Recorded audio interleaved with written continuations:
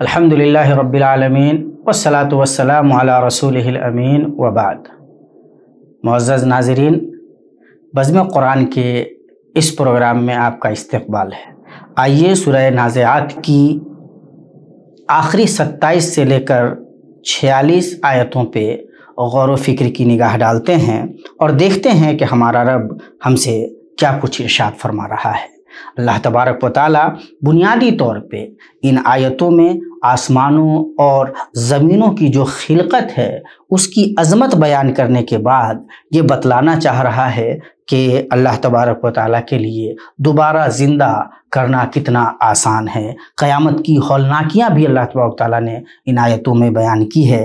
ساتھ ہی قیامت کے دن لوگوں کی کتنی قسمیں ہوں گی، ایمان والوں کی کیفیت کیا ہوگی، کافروں کی صورتحال کیا ہوگی، اللہ تبارک و تعالیٰ نے ان کے بارے میں بیان فرمایا ہے اور قیامت کے سلسلے میں سوالات بھی رکھے ہیں۔ ان تمام صورتحال کو اللہ تبارک و تعالیٰ نے بیان فرمایا ہے اور ان تمام میں ہمارے لیے بہت زیادہ عبرت کی چیزیں ہیں، عبرت کے مقامات ہیں۔ اللہ فرماتا ہے انتم اشد خلقا ام السماء بناہا، کیا تمہارا پیدا کرنا اللہ تبارک و تعالیٰ کے لیے زیادہ مشکل ہے یا پھر اس آسمان کو جس کو اللہ تبارک و تعالیٰ نے بنایا ہے، اس کی تخلیق کی ہے۔ رفع سمکہا فسواہا، اللہ تبارک و تعالیٰ نے اسے بلند کیا ہے، استوار کیا ہے اور اس میں کوئی شگاف یا سوراخ اللہ تبارک و تعالیٰ نے نہیں رکھا، وہ ہر طرح سے پوری طرح سے فٹ اور درست ہے۔ وَأَغْطَشَ لَيْلَهَا وَأَخْرَجَ ضُحَاهَا، اللہ تبارک و تعالیٰ نے رات کو تاریک بنایا ہے اور دن کو اللہ تبارک و تعالیٰ نے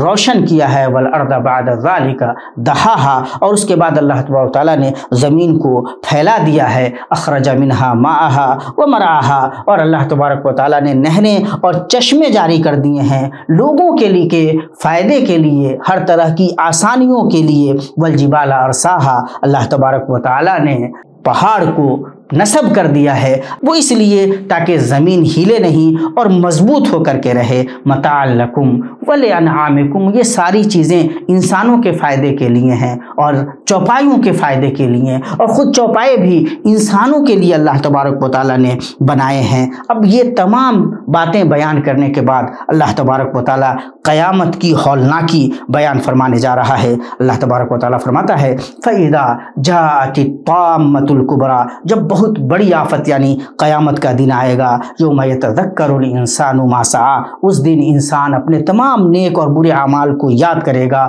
وبرزت الجحیم لمن یری، جہنم مومن اور کافر کے سامنے پوری طرح واضح ہوگی، انسان اس کو دیکھے گا، اور جب دیکھے گا یہ صورتحال ہوگی تو لوگوں کی کیا کیفیات ہوں گی، ان کی طرف بھی توجہ دینی بہت ضروری ہے۔ اللہ فرماتا ہے فَأَمَّا مَنْ طَغَى وَآثَرَ الْحَيَاةَ الدُّنْيَا فَإِنَّ الْجَحِيمَ هِيَ الْمَأْوَىٰ، تو جس نے سرکشی کی اور جس نے دنیاوی زندگی کو ترجیح دی تو اس کا ٹھکانہ یہی جہنم ہوگی۔ وَأَمَّا مَنْ خَافَ مَقَامَ رَبِّهِ، لیکن جو اپنے رب کے مقام سے ڈرتا رہا، جس نے اپنے رب کی عظمت کو پہچانا، وَنَهَى النَّفْسَ عَنِ الْهَوَىٰ، اور خواہش نفس سے اپنے آپ کو بچایا، فَإِنَّ الْجَنَّةَ هِيَ الْمَأْوَىٰ، تو اس کا ٹھکانہ جنت ہوگی۔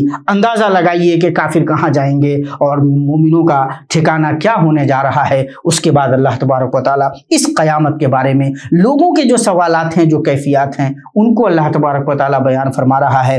يَسْأَلُونَكَ عَنِ السَّاعَةِ أَيَّانَ مُرْسَاهَا، یہ آپ سے پوچھتے ہیں کہ قیامت کب ہونے والی ہے، کب آنے والی ہے۔ فیما انت من ذکرہا، آپ کو کیا خبر ہے اللہ کے نبی صلی اللہ تعالیٰ علیہ وسلم کہ وہ قیامت کب ہوگی، اس کا علم تو اللہ تبارک و تعالیٰ کو ہے۔ انما انت منذر من یخشاہا، جو ڈرنے والے ہیں اس قیامت کے دن سے، آپ ان کو صرف ڈرا سکتے ہیں، آپ نشانیاں بتلا سکتے ہیں، علامات ظاہر کر سکتے ہیں، آپ کو بھی خبر نہیں ہے۔ یہ اطلاع، یہ علم تو اللہ تبارک و تعالیٰ کے پاس ہے۔ کأنہم یوم یرونہا لم یلبثوا الا عشیۃ او ضحاها، قیامت وہ دن ہے کہ جب انسان اس قیامت کو دیکھے گا تو اس کو پوری زندگی، اپنی دنیاوی زندگی ایسی نظر آئے گی کہ جیسے وہ ایک پہر کے لیے دنیا میں تھا۔ کأنہم یوم یرونہا لم یلبثوا الا عشیۃ او ضحاها، جس دن وہ قیامت دیکھیں گے انہیں محسوس ہوگا کہ وہ دنیا میں تھوڑے ہی وقت رہے، جو کہ دن کی پہلی پہر